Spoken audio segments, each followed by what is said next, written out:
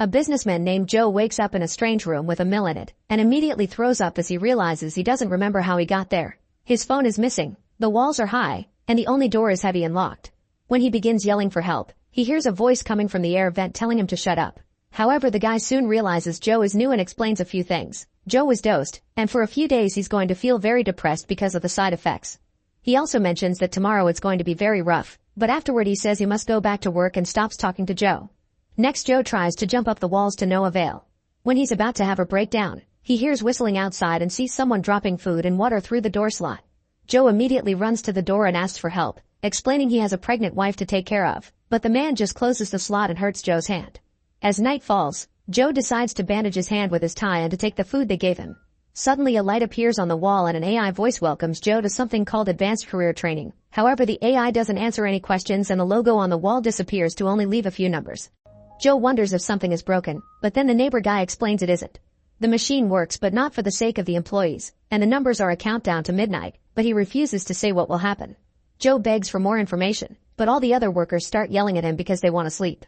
The neighbor explains the voices are all the employees that ended up down here because they angered the company, and Joe is shocked to hear this is part of Mallard, the company he worked for. Afterward, Joe goes to sleep, but he wakes up at midnight when he hears some noises. It turns out an employee is being taken away to be terminated, and from the sounds of his screaming, it's a painful process.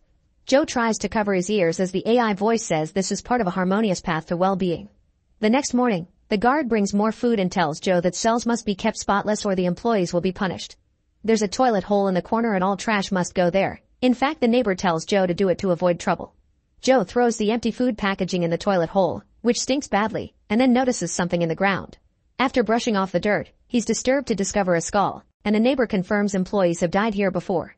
Joe refuses to believe it because not even a powerful company can cover so many deaths, but the neighbor explains this was included in the fine print of the contracts they signed but nobody reads, therefore the company has their consent. Suddenly the AI starts speaking to Joe, who yells at it and points out he's worked 10 years for this company, so he deserves better. His rant goes on for so long that they make an alarm ring to make him stop, and the AI says today begins his advanced career training seminar. It explains that Joe's productivity fell in the last few months and he made too much use of his personal time, which caused this department's performance to decline. This new job is supposed to help Joe become a good employee again. The workday begins at 6 a.m. and ends at 10 p.m. The rest of the time Joe can do whatever he wants. His work consists of pushing the mill, and he'll earn a point for each full revolution. Every day he's supposed to meet a daily quota of 50, and if he fails, he'll be punished. At the end of each day, the employee with the fewest points will be terminated even if they met the quota. Joe gets desperate and apologizes for yelling as he asks to go home because he needs to check on his pregnant wife, but his neighbor tells him it's pointless to try. The company just doesn't care, and nobody leaves this place until their time comes. He advises Joe to work and concentrate on surviving. Afterward, Joe starts working with the mill. It's incredibly hard at first because the machinery is old and rusty, so it takes Joe a big amount of strength to finish the first revolution. When he does, the AI congratulates him and plays an ad to celebrate. Then Joe spends the whole day pushing the mill under the bright sun and only eating the small amount of food they give him. The AI also keeps playing ad after ad while Joe works. When Joe goes to sleep, he can hear today's employee being terminated, and the AI tries to cover it by reciting more ads. The next morning, Joe has his breakfast while chatting with his neighbor and wonders what's the point of a quota if someone gets terminated anyway, which is the same as getting punished for not doing it. The neighbor says good enough isn't good enough for Mallard, and when he hears Joe made a quota of 100 yesterday, he tells him not to tell his quota to others or they'll try to pass him. The neighbor advises Joe to work hard to survive but not too hard, otherwise they'll expect that all the time. When Joe starts working on today's quota, he thinks about his wife Kate and the day he got a house for their new life. Kate felt a bit wary because it was a big and expensive place given by the company, but Joe told her not to worry because it was what he worked so hard for. The next day she had an appointment related to the baby and reminded Joe he had to take the time off, which he had trouble with. Kate wasn't very happy with his attitude of prioritizing work, pointing out it would only get more difficult when the baby was born. That conversation had been interrupted when Kate felt something wrong. Back to the present, Joe finishes his workday with a quota of 150, only to suddenly hear the guard knocking on the door. Joe gets scared at first, but the guard makes him take off his clothes before opening the door. Then Joe enters the corridor, where they soak him with water and only let him use the soap for a few seconds before sending him back. As days pass, Joe continues working hard on the mill, which is tedious and exhausting under the scorching sun. Sometimes he chats with his neighbor, who sadly explains the mill doesn't do anything, they're just working for the sake of working. As the heat gets worse, Joe drinks his water too quickly and tries to ask for more, but the neighbor says they only give them enough food and water to keep them alive. If Joe wants a drink, He needs to start peeing in the bottles and hide them behind the pillar. Then he can filter the pee through the insoles of his shoes to drink it. Joe is disgusted by the idea and refuses to do it even when the neighbor points out that Mallard just wants to know how far they'll go before they break.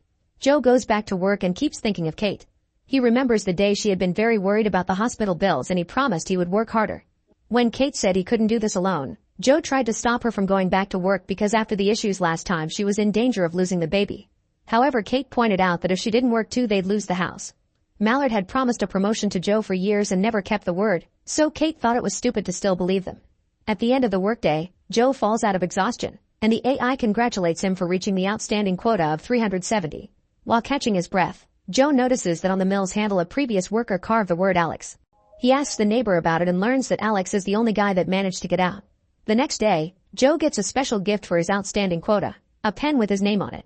Joe tells them off since he has no use for a pen only to suddenly notice that they've changed his daily quota to 370 as the new standard. A furious Joe shows his wounded hands and tries to explain he can't do that again, but the AI only says humans just need a little push to progress, so Joe throws the pen at the wall while insulting the company. Afterward he begins to work and notices they don't give him a point when he finishes a revolution, but there's a little X on the clock. The neighbor explains that the X means Joe has a penalty, and now it'll take him 2 revolutions to score 1 point. If he gets another X in the future, that will require him 4 revolutions, then 8, and so forth. Having no other choice, Joe starts working extra hard since to reach the quota he'll have to do 740 revolutions. However, he eventually becomes incredibly exhausted and gives up. When the neighbor checks on him and learns he has to do 740, the man starts yelling at Joe, saying he'll get them all killed. At that moment the AI announces the workday is over and that Joe didn't meet his daily quota, so Joe takes the chance to ask about the penalty. However, the AI says Joe gave the penalty to himself for letting down his fellow employees and that he needs proper motivation. Suddenly Kate's profile appears on the wall as the AI threatens to kidnap her to work here too, so Joe begs for forgiveness and promises to reach his new quota tomorrow. The AI takes his word and explains he'll lose the penalty if he's successful tomorrow. The voice also offers a token of appreciation by adding an additional challenge. It's a huge red light that appears on the ceiling. Between the 12 o'clock screaming and the red light, it's very hard for Joe to sleep that night. The next day, he uses his jacket to cover the mill's handle so his hands won't hurt as much while he works extra hard under the red light. It's an awful maddening process that makes Joe start to feel he's losing his mind. At some point he starts seeing a hallucination of himself, who makes fun of Joe for still believing that hard work will take him anywhere. When the hallucination begins talking about Kate and the baby, Joe gets the motivation to keep moving and reaches the quota just 1 second before the time runs out. The AI announces he's removed the penalty and the red light disappears. The next morning, Joe wakes up to the AI giving him a new token of appreciation, a very short video of Kate in the hospital with the baby. Joe cries over being a dad now but also because he's realizing he's been in here for too long and he's missing so many important moments. Sometime later, Joe asks his neighbor for details on how Alex got out because he wants to try too. At first the neighbor doesn't want to talk, but then he hears Joe say he couldn't meet his baby and feels bad because he at least got to have some time with his children before being dragged here. The neighbor doesn't want Joe to have a child that hates him for putting work first like it happened to him, so he tells him to check the blind spot on the wall behind the pillar. Joe immediately rushes to the wall and takes a close look, which makes him notice a circular area had been filled later, meaning someone made a hole here at some point. Then he grabs the pen and begins using it to dig in the wall, realizing that the company is so cheap they didn't even patch the hole properly. Many days pass and Joe is exhausted, but he never gives up. He makes his daily quota on the mill during work hours and then spends his so-called free time digging the hole. Eventually the hole is big enough and Joe jumps into it to start crawling out. After a few minutes, he comes out into a very dark area and tries to find his way around, only to suddenly be found by the guard. Joe is knocked out and when he wakes up later, he finds himself back in the room with the mill and the hole has been filled again. At that moment the AI starts scolding him and proceeds with the punishment. They raise the quota to 1,000, and a neighbor gets his leg broken by the guard. Joe tries to apologize but the guy keeps ranting because he can't work now and comments on the fact that they don't have control here. It's all algorithms controlling the whole place. The neighbor feels bad because he was the one that designed the system while he worked in IT and says humans can't reason with an AI. However, this gives Joe an idea. If the computer follows the rules, then if nobody works, everyone ends the day with no points and the tie should mean nobody dies. The neighbor thinks it's dangerous, but Joe points out they have nothing to lose. He jumps on top of the mill and yells a speech about the fact hard work won't take them anywhere in this company. He also points out that if they don't work they won't die. Soon all the other employees are chanting along and as the workday starts, not a single person works. Joe is happy because he thinks he's won. However, when the day is about to end, the AI announces any person with no points will be terminated. This terrifies the other employees and they immediately start working again, ignoring Joe's pleas not to let them win. Suddenly the neighbor tells Joe his kid is lucky to have such a great dad, but if he wants to meet the baby, he must do whatever it takes to get out. With no other choice, Joe starts pushing the mill again. Later during the night, the neighbor knows he'll die soon, so he makes a confession. His name is Alex, and he was the one that managed to get out. However, just like Joe, he was captured and sent back. He didn't tell Joe this because he wanted to think there was hope for the second try. The only regret Alex has is not burning this place down. Joe says goodbye to him, then he cries as he hears the guard take Alex away for termination. The next morning, the AI gives Joe another motivational present. It's a very short video of Kate and the baby, who can walk now. Joe is disturbed by the fact he's been here for months and starts yelling at the company, insulting it with colorful language for having taken everything from him. The AI doesn't like this attitude and decides Joe should be terminated. Then the door opens and a bunch of people come in to stand around in the room, ignoring Joe's questions and begging. Soon the guard comes in and prepares the injection while wondering if Joe's death will free his home and his wife, which causes a furious Joe to jump on him and start beating him up. As blood gets splattered all over the standing people, the AI announces the guard failed and the punishment is termination. And since Joe is completing that task now, he'll be promoted to level 9. This makes Joe realize what he's doing and he immediately pulls back, ignoring the guard's pleas to finish it. Disturbed, Joe announces that he's not a monster and he won't let the company make him one, so he quits. Suddenly he blinks and is shocked to find himself back in the usual office with a machine connected to his head, surrounded by employees in the same situation. It turns out this has all been the company's advanced career training simulation. A coworker that looks like the guard explains that Joe had volunteered for the program and while it felt longer, he actually was there for only 60 minutes, meaning Joe's son hasn't been born yet. Joe had been stuck in level 8 with no possibility of promotion, but it turns out it wasn't because he wasn't good enough, it was because he wasn't being challenged to do better. In the experiment, his productivity spiked and his leadership was off the charts, so he's now finally getting his promotion to level 9.